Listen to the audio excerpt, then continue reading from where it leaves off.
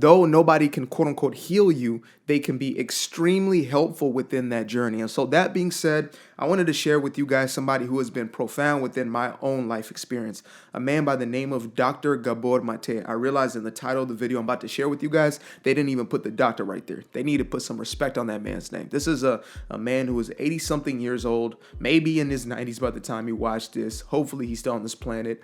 And this is a man who has spent over 40 years in general practice, right? As a MD or a medical doctor. And he has had enough life experience as well as experience as a doctor to understand the mind-body connection better than anybody else. He has seen how our emotional and mental states affect our physical states, and how physical well-being is impacted by truly whether or not we're still holding on to this repression and we're still suppressing our emotions, or we are actually allowing ourselves to feel and to heal. So that being said, I want to share this quick video. I believe it's him talking to a group of therapists, like, different coaches and things of that nature. People who work with people who, ironically, are oftentimes the very people who get caught up in that cycle of, people pleasing and having no boundaries and, showing up in the world inauthentically in order to be perceived in a certain way, right? In order to get some sense of validation. So that being said, let's get into this video. Again, I'm going to do a breakdown. This is the first time I'm doing this type of video. So let me know if this is a style that you guys appreciate, if it's something that's helpful for you guys. If I enjoy it, I'm obviously going to do more of it. That's how I roll, right? Even if you guys don't want it, I still do it, but just let me know. Or if you have recommendations and stuff you want me to get into, we'll do breakdowns of it. So that being said, let's get into living authentically. Being nice will you, aka delete you.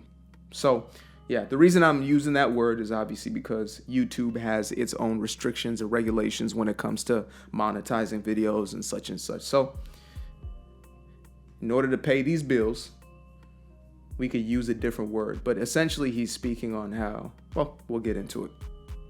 So I'll tell you about a friend of mine who lives in Calgary.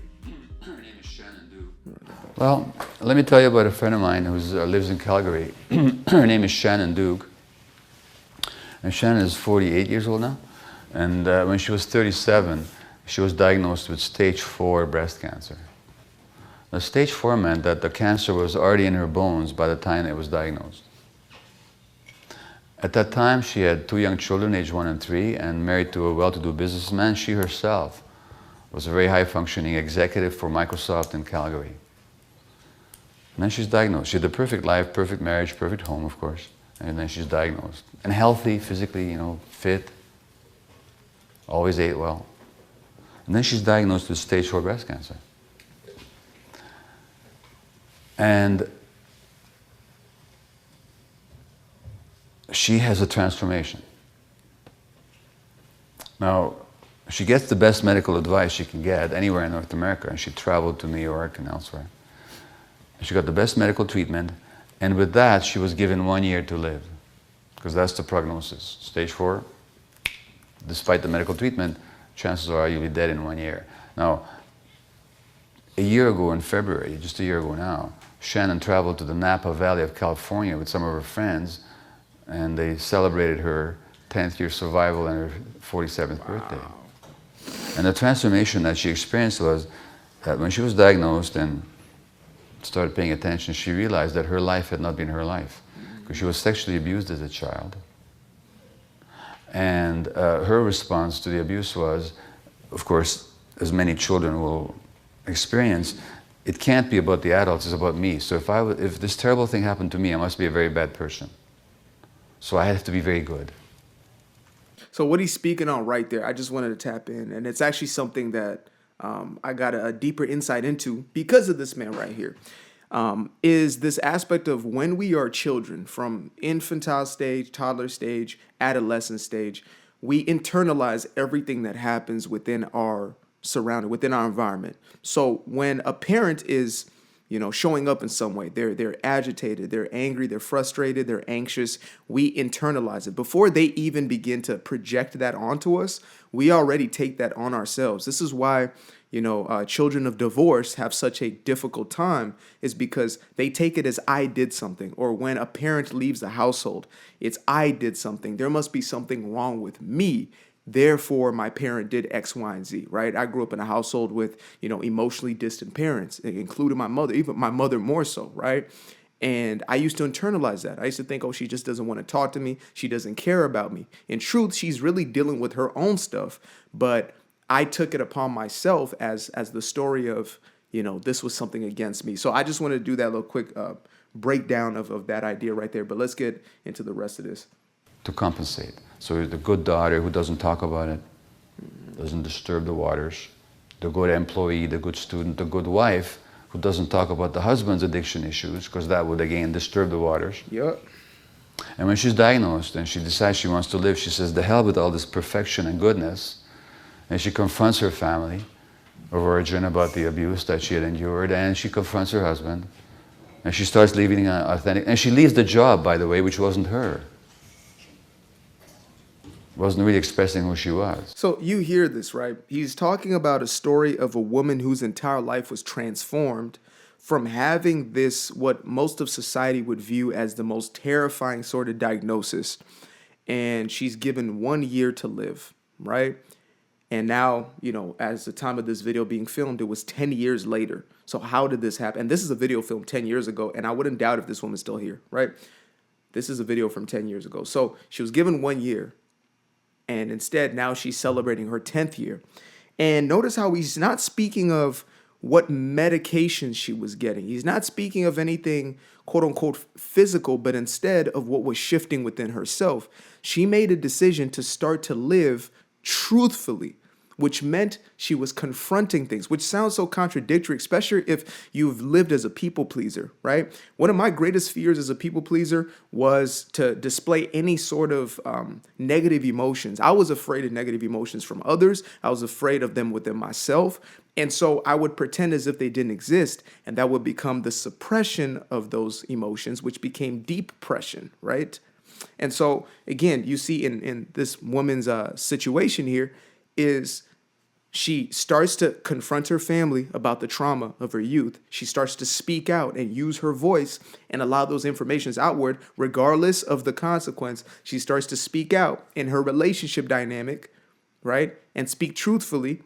She starts to, do the things in her life which are actually aligned with herself. These aren't the normal medication plans, or these aren't the normal treatment plans that doctors are giving out.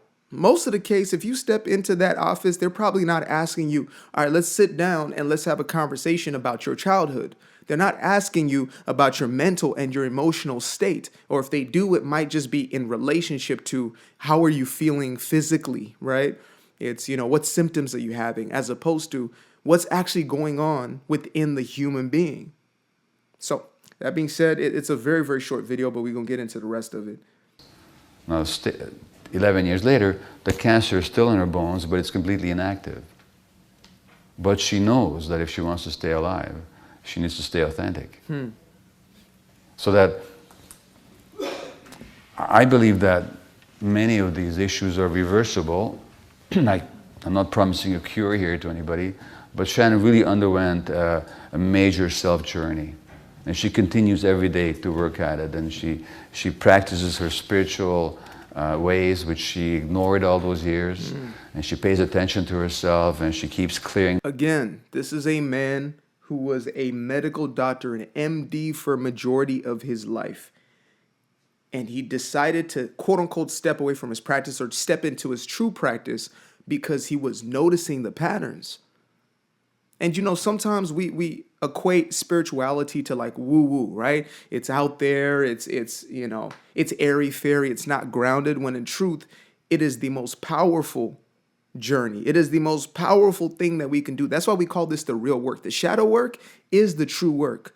It's not the work of, clocking in and punching numbers into a spreadsheet, or laying bricks or whatever it may be, you know, that gets you a little check just so you could pay your bills for right now. The work that's going to transform our lives into what we truly desire, the work that's going to bring us from a state of dis-ease into a state of ease is this work right here.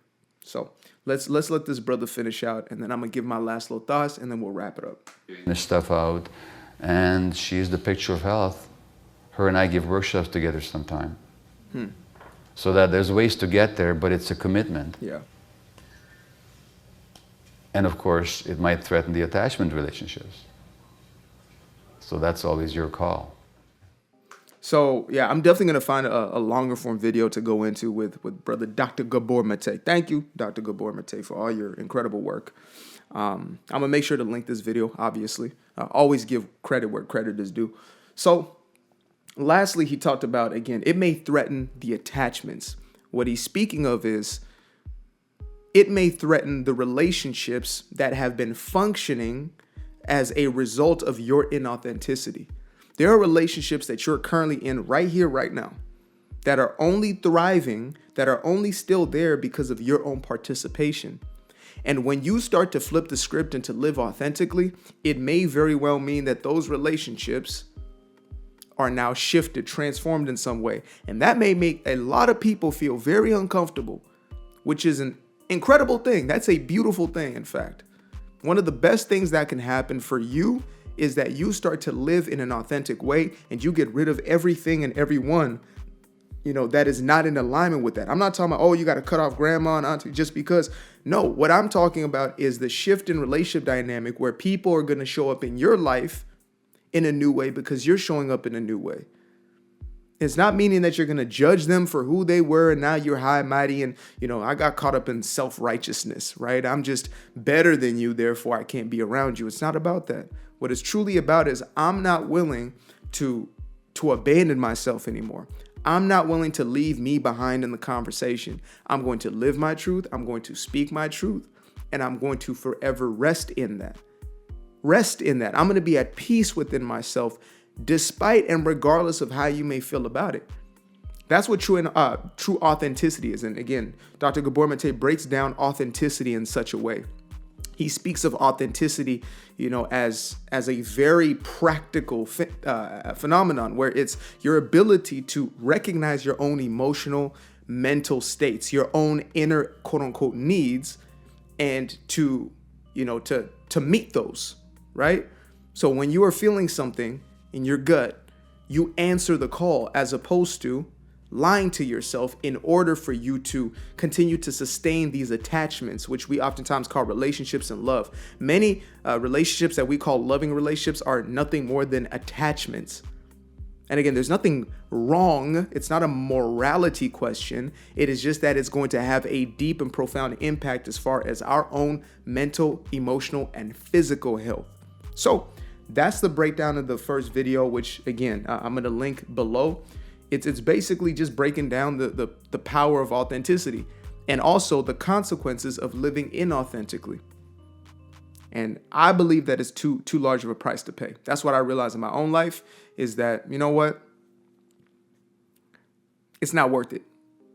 Nobody's validation is worth my own life. Period.